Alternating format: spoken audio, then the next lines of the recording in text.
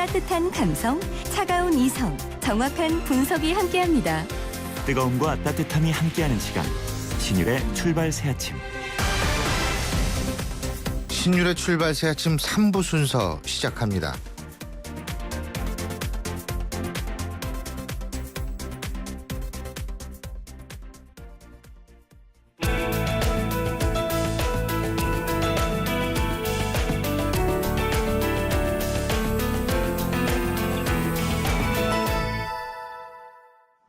역사라는 것은 우리한테 어떤 의미를 줄까요?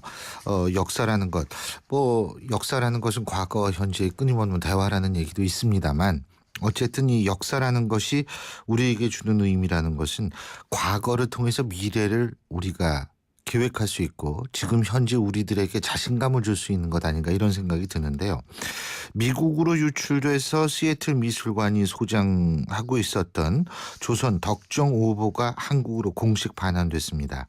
이 어보는 1943년 종묘에 봉헌했다는 사실이 확인됐지만 그 언젠가 해외로 유출됐다고 하는데요.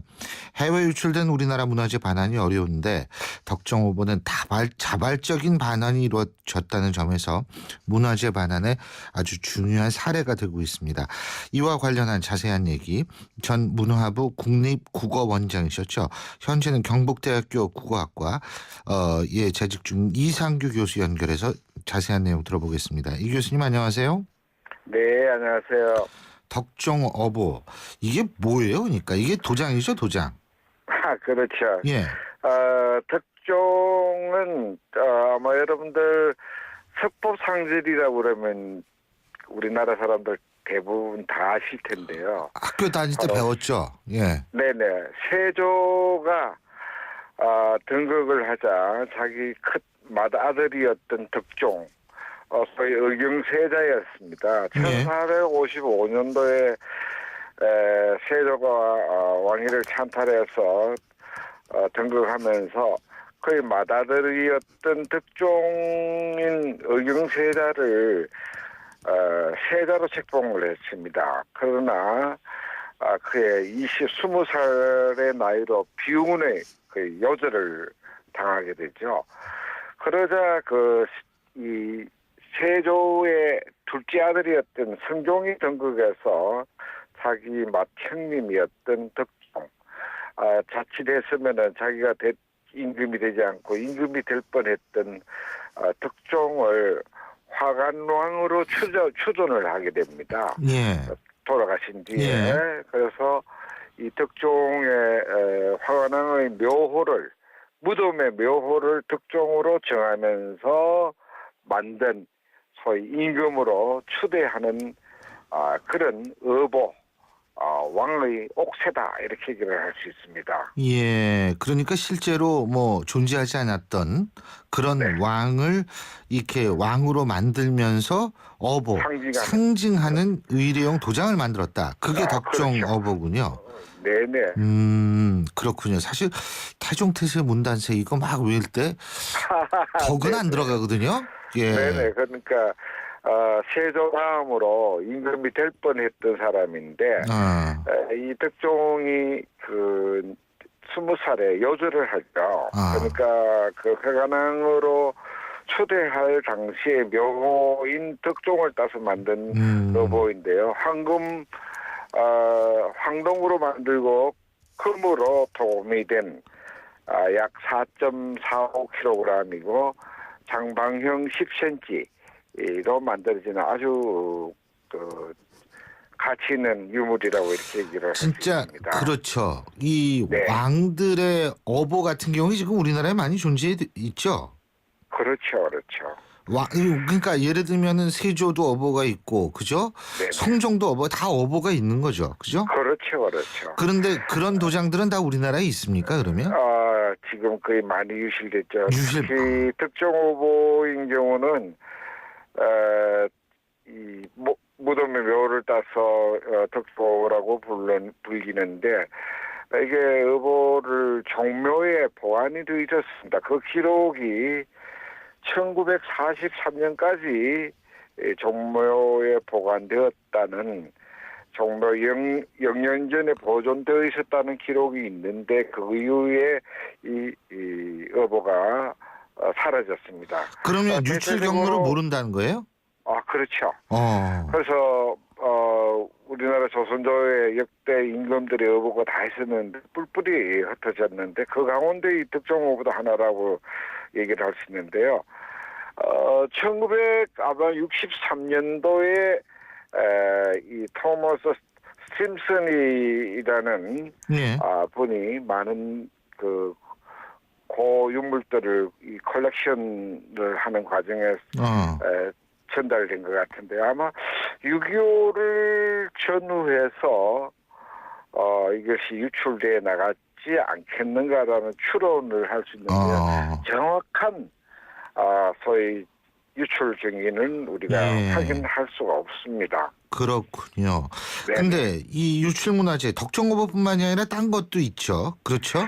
상당히 많죠. 대표적인 게 어떤 게 대표적으로 있을까요? 알고 있는 금속활자의 최초의 금속활자라고 할 수 있는 직지신경이라든지 예. 또 외 규장각에 소장되어 있던 고문서 같은 것들이 프랑스로 유출이 되고 어허. 고려의 불화 그리고 고서 등 많은 유물들이 프랑스, 미국, 일본 특히 일본으로 건너간 것은 책이라든지 소규모뿐만 아니고 아주 큰 부도 돌로 만든 부도까지 소위 일제들이 우리나라의 문화유산들을 많이 대거로 갖고 왔죠. 그 대표적인 것으로서는 수월 간음도라든지 몽유도원도 이런 것들이 일본으로 건너가 있습니다. 주로 일본, 미국, 프랑스를 중심으로 해서 전 세계 한 17개 나라에 가지수로는 약 7만 6천여 점이 지금 해외에 나가 있다고 그러는데 예. 실질적으로는 숫자가 더 많을 것으로 추산을 하고 있습니다. 예. 그런데 이 가운데서 일본이 45%, 미국이 22.2%, 프랑스가 4% 정도 소장을 하고 있는데 대체적으로 우리의 역사, 임진왜란을 통한 침탈, 그리고 일제가 우리를 식민지 합방하면서 우리의 문화재, 주요 문화재들이 대부분 일본에 가 있다라고 할 수 있는데요. 일본의 도서관이라든지 국립기관에 유출되어 있는 것은 그나마 보존이 될 수 있으니까 다행인데 사가 개인적으로도 많이 소위 유출되어 있는 형편입니다. 그래서 이런 그 유출된 문화재를 우리가 어떻게 효율적으로 그렇죠. 바로 반환을 그거죠. 할 수 있는가 하는 것이 아주 중요한 과제라고 할 수 있는데요. 근데 이번에 예. 이렇게 자발적으로 반환된 거는 처음이죠. 그렇죠. 그러니까 이거는 아주 예외적인 경우죠. 그렇죠? 물론 그 우리 문화 외교의 하나의 그 성전보라고 이렇게 얘기를 할 수 있는데요. 지난 3월 1일 날 우리 국립고궁박물관으로 바로 이 득종오보가 반환됐죠. 조금 전에 말씀드렸던 토머스 스팀슨의 외손자가 자기 할머니가 돌아가시기 전에 많은 그 유물들을 미국에 있는 시애틀 미술관으로 기증을 했습니다.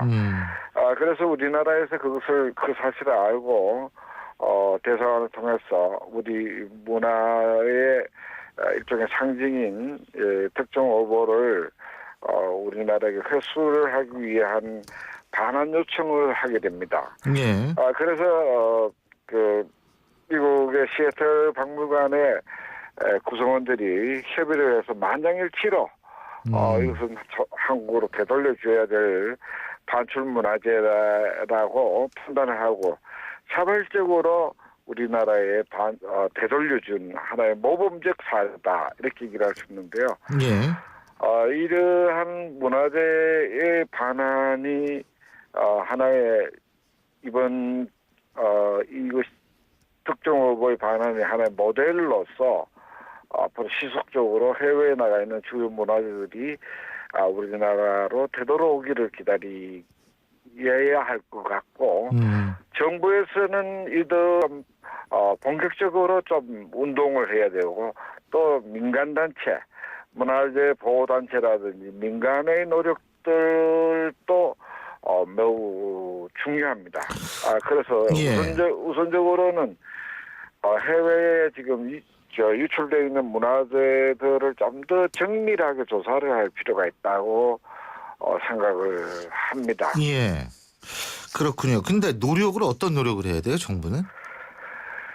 정부는 문화재 반환을 위해서 우선 각국에 어떤 종류들이 흩어져 있는지 지금 상당한 실태 파악부터 부분들은 해야 된다. 목록 작업이 되어 있습니다만은 이 문화재라고 하는 것이 유출 과정이 뭐 훔쳐가기도 하고 또 심지어 저는 최근에 일본의 학자들이 우리나라에 들어와서 우리나라 유학생들을 앞장서서 주요한 전적들을 사서 구매를 해서 일본으로 갖고 나갑니다. 예. 그래서 이 문화재 보호를 위한 어떤 소위 이 법령, 문화재 보호법이라든지 문화재 보호법 시행령을 좀 더 강화할 필요가 있다. 최근에 훈민정음 상지본 은혜본이 불이 소실날 그런 위기에 처해졌음을 보도를 통해서 전 국민들이 다 알고 있습니다. 그러나 이게 개인 소장물로 되어 있기 때문에 정부가 손을 댈 수가 없는 그런 시스템이에요. 예. 그래서 이런 점들은 문화재 보호법을 좀 더 보완을 해서 우리 주요 문화재들이 잘 보존될 수 있도록 해야 될 뿐만 아니고 해외로 유출되어 있는 문화재도 역시 정부에서 그리고 예. 또 문화재 보호단체에서 정확한 종류들을 파악을 하고 이러한 반출 문화재들을 어떻게 하면 우리나라로 다시 되돌아올 수 있을 것인가를 아주 정밀하게 좀 연구를 하고 예. 그것을 시행할 필요가 있다 이렇게 생각을 해봅니다. 예, 잘 알겠습니다. 오늘 말씀 잘 들었습니다. 고맙습니다. 네, 감사합니다. 예, 지금까지 경북대학교 국어학과 이상규 교수였습니다.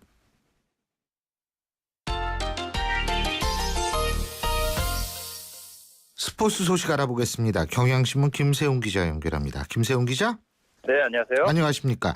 프로배구 챔피언 OK저축은행이 결국 됐네요. 예? 네.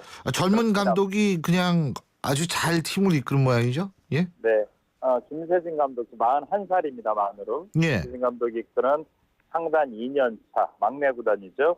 OK저축은행이 8연패에 도전하는 명가 삼성화재를 꺾었습니다. 어제 안산에서 챔피언 결정전 3차전이 열렸습니다. 5전 3선승제 OK저축은행이 2승을 거두고 이제 3차전에서 이기기만 하면 챔피언에 오르는 그런 경기였는데요. 세트스코어 3대1로 OK저축은행이 승리를 하면서 초반 3경기를 모두 다 차지를 하고 그리고 우승을 했습니다. 원래 OK저축은행은 러시앤캐시라는 이름으로 2년 전에 등장을 했었죠. 예. 그러고 나서 팀명을 바꾸고 그러고 하면서 명가를 잡고 챔피언의 자리에 올랐고요. 말씀하신 대로 김세진 감독 39살의 감독이 됐습니다. 최연소 감독으로 팀을 이끌면서 2년 만에 정규리그 2위 그리고 챔피언까지 거머쥐는 지도력을 발휘를 했습니다. 예. 반면 신치용 감독은 삼성화재의 전성기를 이끌었던 누가 자타공인하는 국내 최고의 프로 배구 감독이죠. 네, 김세진 감독하고 선수와 감독 시절로 삼성화재의 전성기를 이끌었는데요. 청출하람 청아람이라고 자기한테 지도를 받은 제자인 김세진 감독한테 패하고 씁쓸한 웃음을 지었습니다. 그렇군요.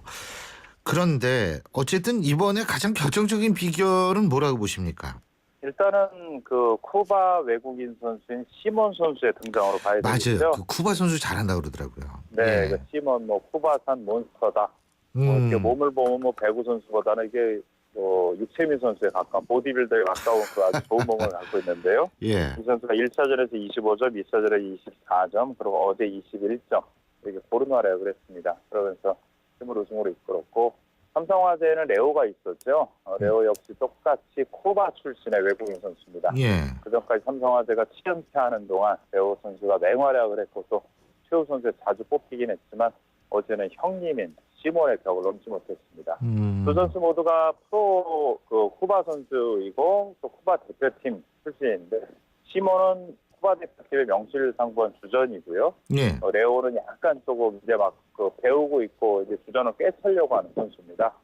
그런 정도의 이제 기량 차이가 나는 것도 있고요. 또 하나는 배구가 아무리 몰빵 배구다, 공격수 하나만 있으면 잘할 수 있다라고 얘기해도 국내 선수들이 좀 잘 받쳐줘야 되거든요. 삼성화재는 박철우 선수가 시즌 도중에 군대에 가면서 공격이 쿠바 레오에게 계속 몰릴 수밖에 없었고요. 반면 이제 심원 선수의 비중도 물론 컸죠. OK저축은행에서. 근데 이민규라든지 송명근 이런 경기대 출신 선수들로 이제 그때 경기대 전성시대를 이끌었던 선수들이거든요. 예. 선수들이 OK저축은행의 창단 멤버로 오면서 적 크고 해서 심원이 좀 막힐 때라든지 심원에게 블락킹이 많이 몰릴 때 그때 다른 쪽에서 점수를 올려주는 그런 역할을 했었죠. 그렇군요.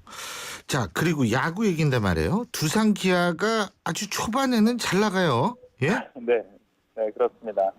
예. 두산하고 기아가 나란히 개막 3연승을 달리면서 공동 선두를 지켰는데요. 기아는 어제 인천에서 열린 SK전에서 3대0으로 승리를 거뒀는데 새 외국인 투수인 조시 스틴슨이라는 선수가 있습니다. 예. 이 선수가 6이닝 동안 안타 2개 내주면서 무실점으로 막았고요. 삼진을 8개나 뽑았습니다. 그러면서 강렬한 인상을 남겼고 SK에서는 김광현 선수, 자완 에이스죠. 예. 시즌 처음으로 등판해서 5와 3분의 2이닝 동안 4안타, 삼진 7개 잡으면서 3실점. 그런 대로 나름대로 제목은 했는데 공격 쪽에서, 타력 쪽에서 뒷받침을 받지 못하면서 시즌 첫 패배를 당했습니다. 예. 두산은 한화하고 대전에서 경기를 가졌는데요. 6대3으로 이겼고 역시 두산은 개막 3연승 거뒀습니다. 느린 공에 미학을 던진다는 평가를 받고 있죠. 두산의 유희관 선수가 6이닝 동안 안타 4개, 볼넷 1개 내주면서 삼진 6개 잡았고요. 1실점으로 호투하며 승리 투수가 됐고요. LG는 개막 10년 만에 개막 3연패에 빠졌었거든요. 예. 근데 어제 롯데하고 홈 경기에서 연장 10회 말에 김용희 선수의 끝내기 안타로 3대1로 힘겹게 연패를 끊었습니다. 삼성은 KT 위즈를 5대1로 꺾었고요. 예. KT 막내 구단이죠. KT는 지금 4연패에 빠졌습니다. 예, 잘 알겠습니다. 오늘 소식 감사합니다. 네, 고맙습니다. 지금까지 경향신문 김세용 기자였습니다. 거울아 누가 이 세상에서 가장 이쁘니? 2588 홍재동 김수미. 나? 아니 나는 전화를 더 잘 받잖아. 나 경력자야. 미스 할매도 좋지만 대리운전 고객님 전화 받는 게 더 좋아. 잘생겼다 잘생겼어. 2588 옷보다 2588. 신율의 출발 새 아침 3부 순서는 여기서 줄이겠습니다. 잠시 뒤 4부에서 뵙죠. 계절의 여왕 5월 가평 자라섬에서 아주 특별한 무대가 펼쳐집니다. 국내 최대 야외 무대에서 펼쳐지는 아름다운 공연과 화려한 불꽃놀이의 강연 2015 자라섬 불꽃축제 티켓 문의는 인터파크 1544-1555 대한민국을 고발합니다.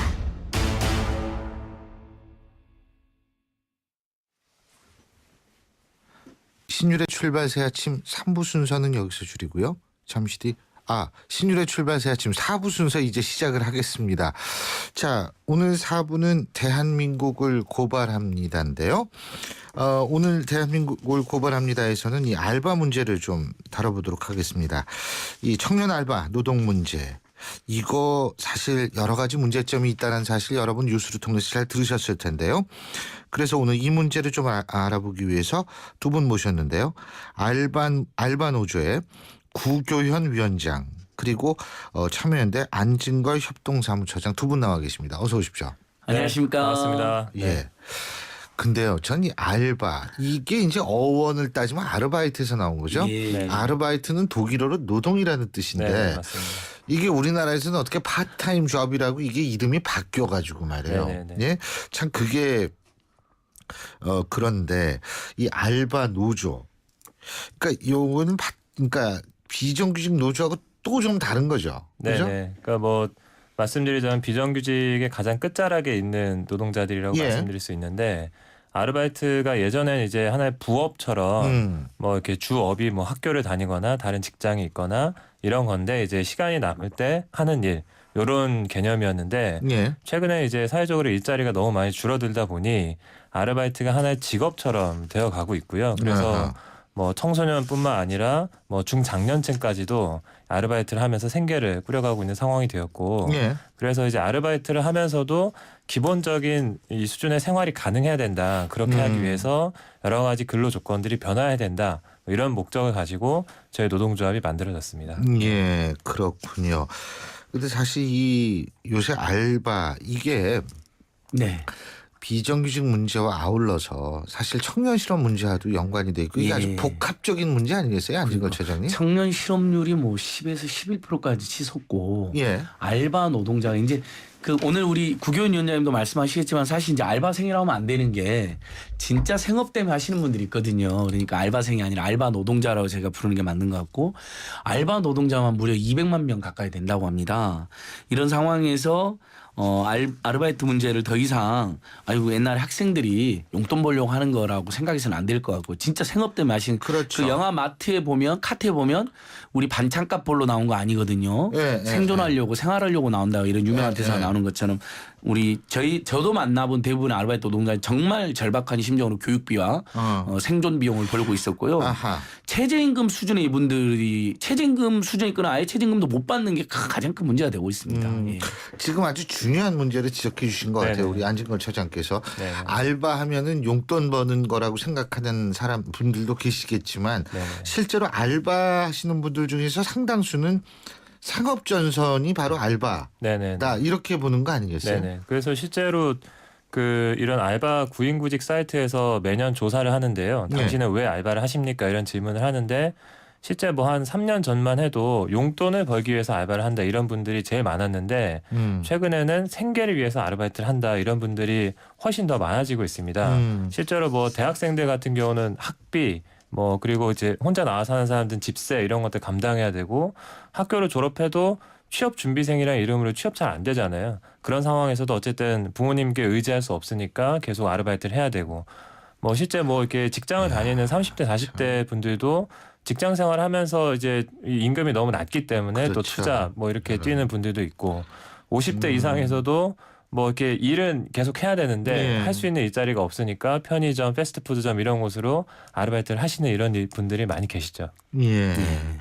지금 알바 노동자가 한 200만 명 맞죠?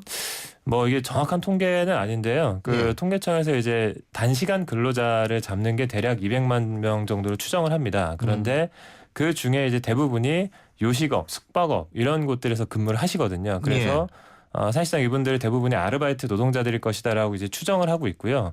또 다른 통계에 따르면 뭐 방학이나 이런 시즌에 학생들까지 이제 아르바이트로 몰리게 되면 최대 한 500만 명까지도 아르바이트 노동자들이 늘어난다는 통계도 있습니다. 안진걸 처장님. 그러니까 이게 알바 노동자들 같은 경우에 법적인 위치가 어떻게 되는 거예요? 이건 비정규직에 포함이 되는 일단은 겁니까? 비정규직 단시간 근로자니까 비정규직으로 포함되는데 예. 막 2년 이상 알바다 하더라도 2년 이상 하면 정규직으로 채용해야 되는데 우리 기간제 보호법상 뭐 이제 좀 이따 맥도날드에 나오겠지만은 2년이 지났는데 채용을 안 해주는 사례. 그다음에 뭐 쪼개기 계약이라고 있습니다. 2년 연속 계약하면 정규직 채용해야 되니까 많은 알바 노동자들이 어떤 걸 하면 쪼개기 계약인데 매일처럼 계약하는 사례도 있고요. 88일 동안을.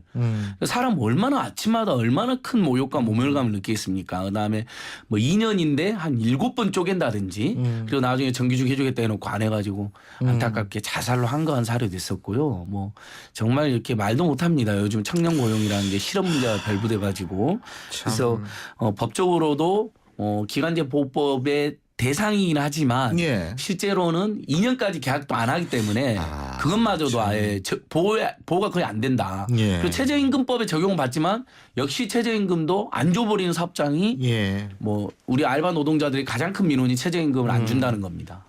지금 뭐 네네. 대충 우리 안진걸 처장께서 여태까지 문제점을 지적해 주셨는데 구교원 위원장께서 현장에서 볼 때 가장 큰 고통 고충은 뭐라고 보십니까? 알바 노동자들의. 이제 문제가 시작되는 단계가 어디냐면 일자리를 구하는 단계에서부터 시작이 되는데요. 이제 주로 온라인 사이트를 통해서 일자리를 구하는데 온라인 사이트에 올라와 있는 공고들이 어떤 표준적인 공고가 없습니다. 뭐 여기에 뭐 근무 형태라든지 일하는 시간이라든지 뭐 급여를 어떻게 주겠다라든지 이런 것들이 정확하게 나와 있지 않고요. 뭐 주휴수당을 주는지 뭐 퇴직금이 있는지 4대 보험이 있는지 이런 것들도 그냥 올리는 사람이 올리면 그냥 있는 거고 안 올려도 그냥 상관없는 이런 형태가 되어 있습니다. 그래서 실제로 내가 아르바이트를 하는 곳이 기본적인 법이라도 지키는 곳인지 안 지키는 곳인지도 알 수 없는 이런 상황에서 그냥 가서 하는 거죠. 그리고 실제 뭐 근로계약서도 잘 안 씁니다. 근로계약서를 안 쓰니까 내가 실제로 몇 시간을 일해서 얼마를 받는 건지 이런 것들이 제대로 약속되지도 않은 상태에서 그냥 일을 하는 거고 사장님이 주는 대로 받게 되는 이런 상황이 되는 거고요. 그리고 돈도 제대로 안 주는 경우도 많습니다. 요새 뭐 아르바이트 여전히 이제 좀 젊은 사람들, 청소년 청년들이 많이 하다 보니 이 사장님들이 뭐 이를테면 지각하면 얼마, 뭐 잘못했다고 얼마, 뭐 이런 식으로 임금에서 얼마를 까는 이런 경우들도 있고요. 뭐 심지어는 이렇게 청소년들 같은 경우는 뭐 늦었다고 한 대씩 때리고 뭐 이런 경우들도 이런 폭력적인 사건들도 계속 일어나고 있고 뭐 또 아르바이트 현장에서 여성이라는 이유로 또 차별받고 무시당하고 이런 경우들도 있고요. 하여튼 뭐 문제로 얘기하면 뭐 이렇게 밤새워서 얘기를 해야 될 정도로 어마어마하게 많은 상황이죠. 네. 근데요, 그 우리 청취자 여러분을 위해서 우리 안진걸 처장께서 좀 설명해 주셔야 될 게 알바도 4대 보험과 퇴직금에 해당이 되는군요. 네, 당연히 저기 1년 이상 근무하면 우리 근로기준법상 무조건 퇴직금을 줘야 되는데 4대 보험은 처음부터 적용이 돼야 4대 보험도 당연히 적용돼야 그럼 되는데 편의점 주인 되시는 분들이 편의점 알바를 고용할 때도 편의점 알바 대상으로 4대 보험을 들어야 되는 당연히 거예요? 해줘야 되는데 못하는 경우들 많으시죠. 이제 편의점은 가불병 문제로 돼 있잖아요. 또 본사로부터 이분들이 거의 일면 65% 35% 본사가 그냥 떼가니까 그 65%로 하다 보니까 최저임금도 못 준다 이런 호소가 있어서 원래 우리 알바 노동자들이 편의점주들한테 항의를 많이 하다가 그 구조를 알게 된 이후부터는 편의점적인 항의도 하지만 이 구조 뭔가 최고봉 재벌 대기업이라든지 최소한의 최고 사용자층들만 충분한 수익을 들고 나머지는 모두 이렇게 수탈 또는 제 수익을 못 가져가는 이런 구조에 대한 문제제도 저희들이 이제 같이 하고 있다고 보시면 될 것 같고요. 근데 이제 아까 말씀드린 것처럼 퇴직금도 1년이면 알바 그 퇴직금을 줘야 되잖아요. 1년 이상이라면. 그러니까 11개월만 뭐 이렇게 계약을 한다든지 이런 식으로 또 피해갑니다. 국영위원님 방금 말씀하신 것처럼 근데 이런 11개월 이야기도 어떻게 보면 또 더 나은 게 뭐 1개월, 2개월 이렇게 초단기 알바가 너무 많고 계약서를 아예 안 써버리거든요. 계약서도 안 쓴 분들은 예를 들면 뭐 4대 보험이라든지 뭐 퇴직금은 꿈도 못 꾸는 거죠. 야, 그거 그렇게 되는 거군요. 저는 그 많은 분들이 뭐 알바하는데 4대 보험 이렇게 생각하셔가지고 제가 여쭤본 건데 또 하나는 지금 인권 침해 아까 감정 침해 무시당하고 뭐 이런 구체적인 사례를 조금 말씀해 주실 수 있어요? 우리 국회의원 위원장께서? 그러니까 이 아르바이트 노동자들이 주로 이제 서비스 업종에서 일을 하고 고객들을 직접적으로 응대하는 일을 하다 보니 사실 뭐 이런 감정 노동을 많이 하게 됩니다. 이를테면 손님들이 뭐 이렇게 자기가 주문한 음식이 뭐 늦게 나온다든지 뭐 제대로 안 나온다든지 이런 것들에 대해서 바로 직접적으로 알바 노동자들에게 막 항의하거나 뭐 요구하거나 이제 부당한 과도한 어떤 서비스를 요구하거나 이런 경우들도 있고요. 이런 것들에 대해서 사실 알바 노동자들이 뭐라고 할 수 없는 거죠. 뭐 이런 상황들도 있고 뭐 지지난달에 이제 이슈가 됐던 거는 백화점 주차장에서 뭐 이 고객 중에 한 사람이 아르바이트 노동자의 뭐 무릎을 꿇리고 뭐 이렇게 뭐라고 이렇게 하고 뭐 이런 상황들도 있었고요. 아무튼 그 감정 노동의 문제는 이게 계속 발생하고 있는데 참 이게 해결이 잘 안 되고 있는 이런 상황인 것 같고요. 네, 그런 문제들이 계속 있습니다. 네. 뭐 좀 이따 국회의원님 자세히 설명해 주세요. 맥도날드 같은 경우는요. 아니 뭐 좀 이따가 아니라 지금 말씀하셔도 돼요. 이야기를 해보죠. 요즘 우리 알바 노조 맥도날드를 집중하게 보니까 이제 예를 들면 이런 겁니다. 6시간 계약을 했는데 한참 한 일을 했는데 4시간 반 정도 일을 했어요. 근데 그다음부터 보니까 손님 좀 뜸해요. 퇴근해라고 그럽니다. 그리고 1시간 반이나 이러면 30분 정도 급여는 안 줘버리는 겁니다. 근데 우리가 원래 일을 할 때 교수님도 젊을 때 아르바이트 해보시고 그랬지만 사실은 5시간 일하든 8시간 일하든 그 시간을 정말 촘촘하게 짜가지고 그 시간을 겨우 내는 거고 그걸 그 낸 만큼의 또 노동의 대가를 딱 계산해서 한 달치 인생 계획도 짜는 거잖아요. 학비든 생활비든. 근데 분명히 5시간 계약했는데 손님 없네 너 4시간만 하고 가. 뭐 이런 일까지 발생하고 있는 겁니다. 이러니 항의 안 할 수밖에 없는 거죠. 그러니까 예. 결과적으로 이제 예를 들면은 원래 뭐 예를 들면 6시간을 알바를 하기로 했다. 예. 그런데 손님 없으니까 4시간만 하고 4시간 집에 가라. 그리고 4시간에 해당되는 그 금액만 금액만 준다 이거죠. 이게 이른바 이제 금융권의 꺾기가 아니라 예. 알바 꺾기입니다. 그렇죠. 네. 그래서 우리 지금 알바 노조가 맥도날드 집중 항의하고 있는 이유가 거기거든요. 최저임금도 안 되는 최저임금만 준데 빅맥을 사 먹을 수가 없어요. 이 현장에 그 이야기 한번 해주세요. 그러니까 예. 맥도날드가 사실 꺾기도 문제지만 이게 유연 근무제라고 해서 맥도날드는 매 주마다 아르바이트 노동자들의 스케줄을 이제 새로 짜거든요. 근데 이제 맥도날드 회사에서 말하는 거는 알바 노동자들의 여러 가지 개인적 사정들을 고려해서 뭐 시험을 본다든지 뭐 학교를 간다든지 이러면 스케줄 넣었다 뺐다 이렇게 해주는 거다라고 얘기를 하고 있는데 실제로는 매장의 매출 상황과 인건비를 비교해서 인건비를 최대한 효율적으로 낮추는 방향으로 스케줄을 짜고 있습니다. 그래서 실제 매니저가 스케줄 넣어주면 일을 하는 거고 안 넣어주면 일을 못하는 상황이 되는 거고요. 그래서 저희가 최근에 있었던 사례 중에 하나는 5년을 일하셨습니다. 5년 일했고 뭐 한 달에 100만 원 이상을 받으면서 거기서 생계를 꾸려도 50대의 아르바이트 노동자가 계셨는데 이번 달 들어서 갑자기 스케줄을 반토막을 내는 거예요. 스케줄을 반토막을 낸다는 얘기는 결국 월급을 반토막 낸다는 얘기입니다. 그냥 그거에 대해서 별다른 설명도 없었고 근거도 없었습니다. 그래서 왜 이렇게 계속 합니까라고 항의를 했고 앞으로도 이렇게 계속 하실 겁니까라는 질문에 대해서도 어쩔 수 없다 우리는. 그냥 우리 매장의 상황에 따라서 알아서 하는 거다. 이렇게 그냥 답을 하고 말았고요. 그래서 결국 이 알바 노동자가 퇴사를 할 수밖에 없었습니다. 여기서 생계를 할 수가 없으니까요. 이런 상황들이 생기는 거고요. 결국 나가라고 내쫓은 이 상황이 되는 건데 이 회사에서는 뭐 그 사람이 매니저의 지시를 제대로 따르지 않았다 이런 이유로 이제 스케줄을 잘랐다고 하는 건데요. 결국 이 맥도날드는 사실의 진위 관계를 떠나서 어쨌든 매니저의 지시를 잘 따르지 않으면 월급 자른다 이런 것을 스스로 인정한 꼴이 된 거고요. 이런 피해는 계속 저희들에게도 접수되고 있는 이런 상황이 있습니다. 근데 제가 좀 여쭤볼 것이 매니저의 지시를 따라야 되는 거는 맞지 않나요? 네네. 그렇죠. 네네. 그거는. 그런데 이제 이 시간이 원래 근데 계약서도 안 쓰고 하면은 그게 법적으로 문제를 제기를 못 하는 거 아닌가요?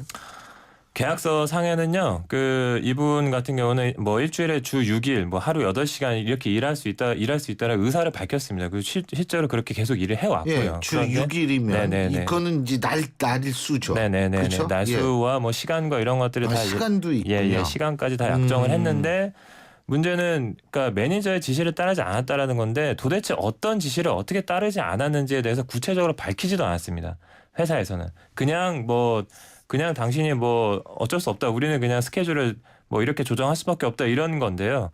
별다른 설명도 없이 그냥 그렇게 조치를 취해버린 거고 이런 사례들이 계속 비슷하게 있습니다. 본사에는 뭐라 그래요? 본사에서는? 딱 그렇게만 설명했습니다. 그냥 매니저의 지시를 따르지 않는다. 네. 그래서 그랬다. 네네. 어떤 지시를 따르지 않았는지. 꺾기 문제에 대해서는?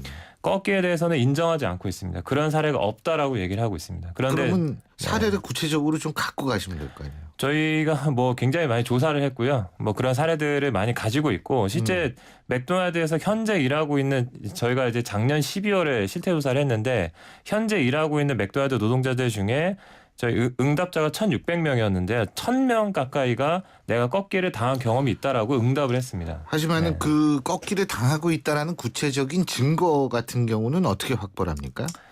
실제로 그 문서상으로 증거가 잘 남지 않아서요. 저희가 가지고 있는 증거들은 이런 겁니다. 매니저가 메시지로 너 오늘 몇 시까지만 하고 가. 문자로. 예. 이런 정도의 증거가 있는 거죠. 근데 사실은 이런 게 그걸 캡처해가지고. 그렇죠. 캡처해가지고 가지고 있는데요. 문제는 노동부나 이런 데서 이런 걸 적극적으로 인정해주고 실제 알바 노동자들이 이 문서상의 증거나 이런 것들을 잘 가지고 있기가 어렵잖아요. 그래서 그런 걸 통해서 조사도 하고 이렇게 파악을 하셔야 되는데 잘 그런 것들이 움직이지 않고 있는 상황이 있습니다. 예. 그러니까 뭐 맥도날드 하면 세계적인 다국적 기업이잖아요. 예. 뭐 전 세계 국민들이 아마 가장 많이 아는 기업 중에 하나일 거예요. 그런데 한국에서 유독 그 노동을 천대하고 이렇게 청년 알바들에게 고통을 준다라는 지금 비판을 받고 있습니다. 근데 이제 맥도날드는 사실은 또 미국, 일본에 비해서 햄버거 값도 훨씬 비싸게 받아서 그것도 소비자들 입장에서는 사실 문제 제기를 했었는데 저희는 시민단체 입장에서. 근데 알고 봤더니 우리 알바 노조를 들었더니 거기서 일하는 청년 알바들한테도 굉장히 박하게 대하는 거예요. 그래서 저희도 지금 그 맥도날드에는 사회적 책임을 다해라. 세계적인 기업이 이게 무슨 짓이냐 이렇게 지금 항의를 하고 있는 상황입니다. 반응이 어떻던가요? 지금 맥도날드에서는 방금 국회의원 의원님 말씀하신 것처럼 계속 우리는 뭐 시급도 충분히 주고 있다, 꺾게 바 없다 이런 식으로 하는데 이제 시급 충분히 준 사례는 뭐냐면 정말 오랫동안 일한 친구들 그리고 심야에 이제 맥도날드가 24시간도 하잖아요. 그럼 심야엔 더 줘야 되잖아요. 그런 사례들을 막 내세우면서 변명을 하고 있는 거죠. 근데 어쨌든 그 증거라는 부분도 이게 굉장히 중요하죠. 우리 같이 지금 외부적으로 보는 사람의 입장에서 볼 땐 누구 말이 옳은지를 정확히 판단하기가 좀 힘드니까 구체적인 물증이 이런 게 있어서 이게 이렇게 됐구나라고 볼 수 있고 알 수 있는 부분이 좀 중요하다는 생각이 들고 그리고 뭐 패션 노조 문제도 있었죠. 네네네. 그죠? 패션 업계가 이제 대표적으로 열정페이라고 해서 이 청년들에게 열정은 좋은데 페이는 주기 어렵다 뭐 이런 뜻인데요. 그래서 열정페이 문제가 가장 크게 불거졌던 업종이고요. 그래서 패션계에서 일하는 청년들이 이제 자발적으로 온라인에서 모여가지고 문제 제기를 하기 시작했고 이 문제가 가장 심각하게 나타나고 있는 한국의 이제 유명 디자이너 분들에게 이제 문제를 삼기 시작했습니다. 그래서 지난 1월 7일에 저희 이제 이상봉 디자이너님이 실제 뭐 인턴 견습 이렇게 이 청년 노동자들을 쓰면서 월 30 혹은 뭐 공짜로 이렇게 뭐 채용을 해서 뭐 사실상 직원과 똑같은 일을 시키고 뭐 이러면서 이건 너무 심각하다. 이 사실상 노동 착취다 이러면서 저희가 이제 청년 착취 대상이라는 이름을 붙여가지고 이상봉 디자이너님께 드렸죠. 근데 이상봉 디자이너가 이제 그러고 나서 공개 사과를 했죠. 패션 업계의 문제점을 개선하고 대안을 내놓기 위해서 노력하겠다. 근데 저는 이런 자세면은 그래도 상당히 긍정적인 자세가 아니냐 이런 생각이 들어요. 그러니까 우리 프로그램 이름이 대한민국을 고발합니다인데 사실 대한민국을 우리 사랑하는데 고발하려면 마음이 아픈데 다만 이런 고발이라든지 이런 문제 제기를 통해서 특히 우리 알바 노조 활동을 통해서 알바 노동자 처우가 많이 개선이 되고 있고 이러면 그 유명한 디자이너께서 예전에는 그런 입장을 밝히지 않았죠. 처음에는 약간 디자이너님들이 이렇게 부인 비슷한 모드였어요. 근데 이상봉 디자이너님께서 나서서 전면적으로 개선하겠다 약속까지 해주셨어요. 물론 이제 지켜볼 일이지만 이제 이렇게 함부로 노동을 쓰고 버리는 그다음에 죗값을 안 주고 이렇게 쉽게 말해서 착취하고 수탈하는 문화는 우리 국민들 사이에서 안 통하는 것 같습니다. 그 위메프 사태도 있었잖아요. 청년들 11명 정규직으로 뽑겠다 해놓고 실제 다 해고해버린 거거든요. 인턴 기간에. 그래서 그 국민들이 난리가 났습니다. 그래서 전원 다시 정규직으로 뽑기로 했잖아요. 본인들이 안 가겠다고 그러는 것 같은데. 그러니까 이제 일하기 어렵죠. 그러니까 그런 사단이 생긴 건데 다만 예전에는 그냥 우리 국민들이 그냥 그 울고 넘어갔던 문제들이 이제는 우리 국민들이 집집마다 다 알바생이 한 명씩 있습니다. 알바 노동자 한 명 있고 비정규직도 있고 정규직이다 하더라도 일자리에 불안하니까 노동 문제에 대한 감수성이 굉장히 예민해지셨고 노동 인권에 대한 그 사회적 요구가 굉장히 높아지고 있다. 그렇죠. 그리고 거기에 부응하는 분들이 있어서 그나마 다행입니다. 그리고 지금 그 열정페이 아까 잠깐 말씀하셨는데 열정페이, 열정노동 이런 것들이 여러 분야에 다 걸쳐서 발생하고 있습니까 지금? 네, 그 굉장히 많은 분야에 이제 확산되고 있고요. 뭐 최근에 이제 국가인권위원회에서도 뭐 인턴을 뽑는데 무급으로 뽑고 사실상 근데 일은 되게 이제 직원처럼 시키면서. 근데 그게 이제 스펙 때문에 또 가서 하는 거 아니에요? 그렇죠. 그러니까 그거는 이것도 이제 구조적인 문제인데 일자리가 없고 어쨌든 스펙이라도 계속 쌓아야 내가 조금 더 좋은 일자리로 진입할 수 있다 이런 생각 때문에 계속 하는 거죠. 청년들이 어쩔 수 없이 하는 건데. 근데 요새는 또 아르바이트 현장에서도 열정페이 문제가 또 되고 있는데. 편의점도 그렇다며요. 뭐 편의점에서 근데 그게 참 그건 진짜 좀, 편의점에서 무슨 열정을 갖고서 물론 편의점도 열정을 갖고 일을 할 수는 있겠죠. 왜냐하면 본인도 언젠가 편의점을 열겠다 이런 문제가 다르지만 그거는 그러니까 진짜. 이게 열정페이 문제가 사회적으로 얼마나 이게 확산되었는가를 단적으로 보여주는 겁니다. 이렇게 너도 나도 그냥 열정페이라는 이름으로 이 청년들을 젊은이를 쉽게 그냥 돈 안 주고도 살 수 있다 이렇게 생각하고 있는 거죠. 그런 사회의 반영이라고 생각합니다. 그 문제가 됐던 편의점 공고문이 그거였잖아요. 돈 벌기 위해 편의점 근무하는 것은 아닌 것 같다. 열정도 일하면 더 챙겨드리겠다는데 돈 벌기 위해서 일하는 게 맞고 최소한 최저임금 이상은 줄 테니까 다만 더 열심히 한다면 우리는 더 죗값 그 노동에 대한 대가를 보장했다 이렇게 했었어야 되는 거죠. 그렇죠. 실제로 이제 편의점 하는 청년들 저희들이 만나보면 나중에 편의점을 하나 차리는 게 꿈이신 분들도 있습니다. 그러니까 이제 그런 분들은 그러니까 죗값 주고 죗값 주고 노동을 받되 다만 우리가 열심히 원하면 더 많은 노하우를 줘서 도와주겠다 이러는 건 좋은 거잖아요. 제 친구가 예. 회사에서 잘렸어요. 예. 이제 나이가 있고 그래가지고 그런데 뭘 해야 될지 모르잖아요. 예. 그러니까 이제 같은 그 성당에 다니는 분이 어디서 가구점을 하는데 그 가구점에서 1년 동안 열정페이죠. 무료로 자기가 원해서 일 좀 배우겠다. 그래서 무료로 이런 건 열정페이라고 볼 수가 있죠. 본인이 원해서니까. 예, 그거는. 본인이 네? 이제 그 네네네. 노하우를 습득하기 위해서 하는 경우도 일부 있습니다만. 근데 그런 예. 거 말고 당연히 알바 왜 해요? 돈 벌려고 하는 것이. 예. 네네. 청년 알바는 그럴 수가 없습니다. 일단 당연하죠. 생활비는 주셔야 됩니다. 그리고 당연하죠. 여정페이 문제가 계속 되고 있는 이유 중에 또 하나는요. 어쨌든 뭐 회사에서는 일을 가르쳐 주겠다 이렇게 해서 사람 뽑는데 실제로 가르쳐 주는 게 아니고 그냥 직원처럼 일을 시킵니다.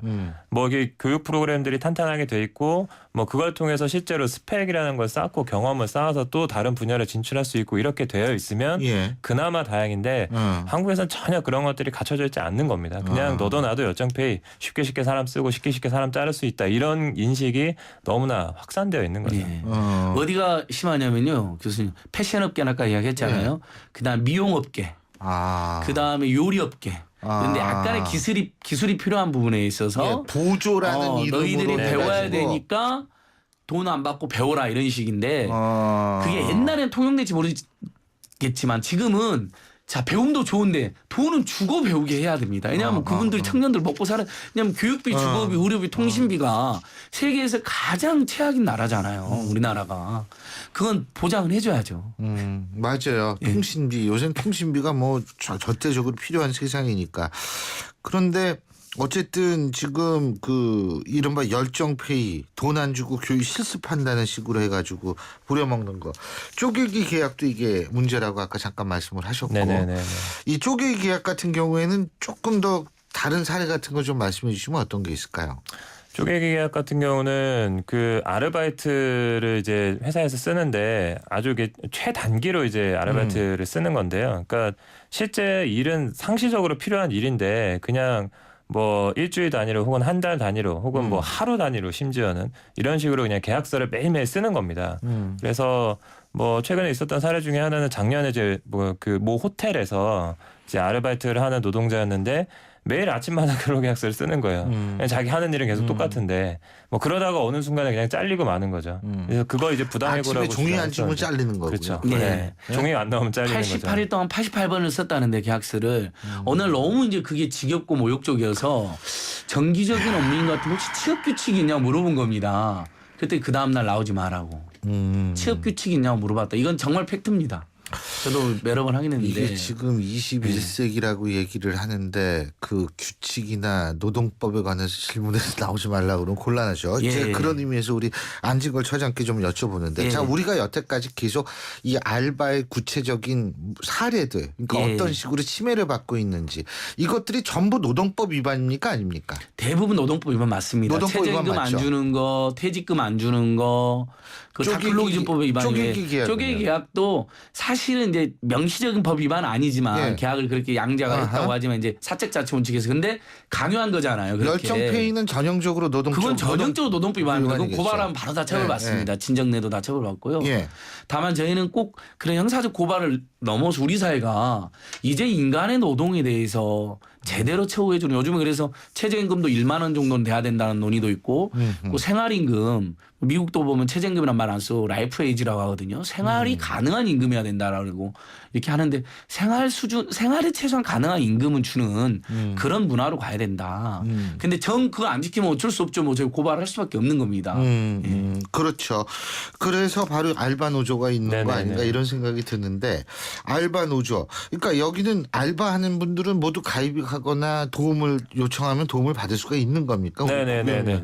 네, 누구나 이제 도움을 받으실 수 있고요. 저희는 기본적으로 노동 상담을 하고 있습니다. 그래서 뭐 계약서를 안 썼다, 뭐 떼인 돈이 있다, 뭐 부당한 일을 받았다 이런 것들에 대해서 저희 기본적으로 온라인에서 상담을 하고 있는데요. 포털 사이트에 알바 상담소를 치시면 이제 저희 카페로 들어오실 수 있습니다. 그래서 거기에서 글을 남기시면 저희가 댓글로 상담해 드리고요. 그리고 저희 상담 전화번호가 있는데요. 3144-0935번입니다. 잠깐만요. 3144에 3144에 0935번. 0935 네네네. 3144국에 0935 네네네. 지역번호는 서울입니다. 02겠죠. 네네네. 그래서 지역번호 02에 3144 3144에 0935 예. 이쪽으로 전화하면은 네네네. 예. 언제든지 네, 노동상담 알바 받으실 수 노동 있습니다. 상담소 있다는 게 네네네. 우리 전국에 최소 200만 명의 알바 노동자들에게는 큰 위로가 되지 않을까. 그럼요. 그리고 우리 알바 노조 또 뭐 청년 유니언 예. 이분들이 다 이제 이런 청년 노동에 대해서 상담을 열심히 하고 있습니다. 그러니까 많은 분들이 이용해 주시면 좋을 것 같아요. 그리고 특히 이제 알바 문제는 경기가 안 좋을수록 네네. 경제가 안 예, 풀릴수록 맞습니다. 그리고 청년 실업 문제가 심각할수록 예. 이거는 굉장히 심각한 사회적 문제로 대두될 가능성이 높습니다. 맞습니다. 네. 우리가 법만 잘 지키면 다 문제가 없이 해결될 수 있는 겁니다. 문제는 법을 안 지키는 경우가 많고 거기에 피해를 받기 때문에 문제가 되는 건데 어쨌든 그런 일이 없는 날까지 저희는 계속 대한민국을 고발할 겁니다. 자, 오늘 두 분 말씀 잘 들었습니다. 고맙습니다. 네, 고맙습니다. 네, 고맙습니다. 예, 지금까지 참여연대 안진걸 사무처장 그리고 알바노조의 구교연 위원장 두 분과 함께했습니다. 희망은 빛나는 미래죠. 희망은 내일의 성공. 희망은 활기찬 노후지. 희망은 저 기은센과 함께 희망을 노래해요. 희망을 키우는 평생은행 IBK 기업은행. 신율의 출발 새 아침 오늘 순서는 여기서 모두 줄이겠습니다. 저는 내일 아침 7시 15분에 여러분 다시 찾아뵙죠. 지금까지 신율이었습니다. 고맙습니다.